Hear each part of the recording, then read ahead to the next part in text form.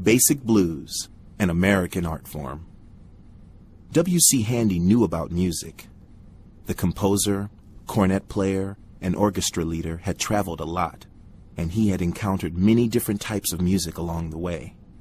But while waiting for a train late one night, Handy discovered a style of music unlike anything he had ever heard or played: the blues.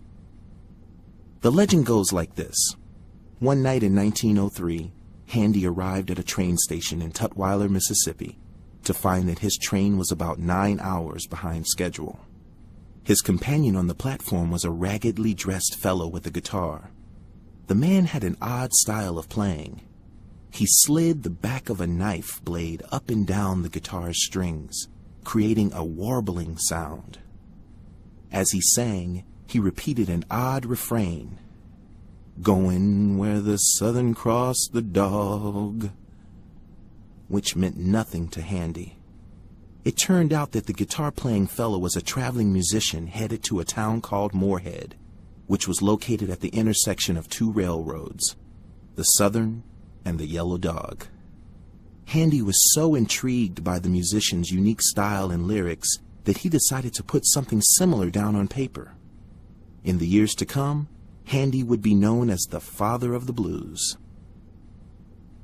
The American blues that Handy heard that night had its roots in the soulful songs of enslaved African Americans, which in turn were influenced by the call and response style of singing found in Africa. Field hollers, work songs, and spirituals were all sung by enslaved people as a way of expressing both their suffering and their dreams.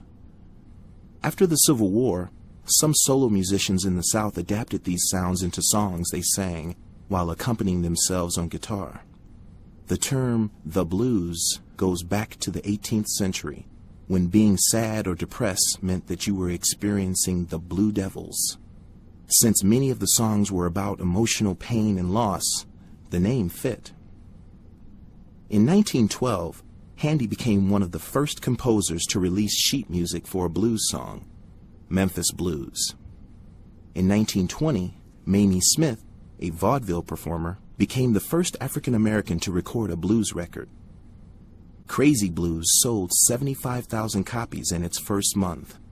Such race records, as they were called, were originally marketed to African American consumers, but by the end of the 1920s, both African American and white listeners were snapping up copies of blues recordings from such artists as Ma Rainey and Bessie Smith. Blues artists went from doing informal performances in taverns to large-scale stage performances in theaters and nightclubs, and blues musicians were no longer a phenomenon of the South alone. Throughout the first half of the 20th century, many African Americans began relocating to the North, looking for a better life with more opportunity. When they moved to cities like Chicago and Detroit, they brought blues music with them. Blues musicians at the time invented new ways to play the blues as a means of reflecting the changes they had experienced. One artist, Muddy Waters, traded his acoustic guitar for an electric one and added new instruments such as an upright bass, drums, and a harmonica.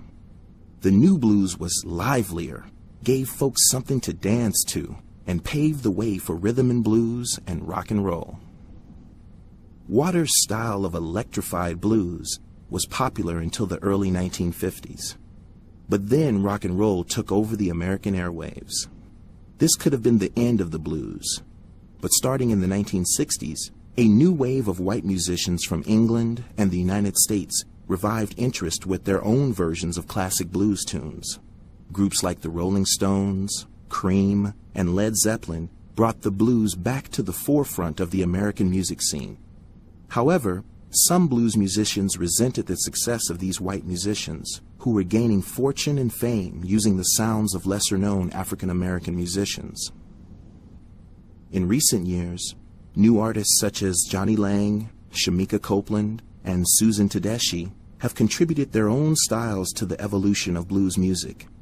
These new artists have managed to keep the genre fresh, while at the same time paying tribute to the generations of past musicians who taught the United States and the world how to sing the blues.